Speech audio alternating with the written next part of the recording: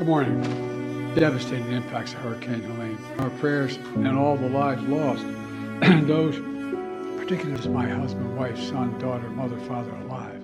Communications, and whose homes and businesses have washed away in an instant. And I expect to be there.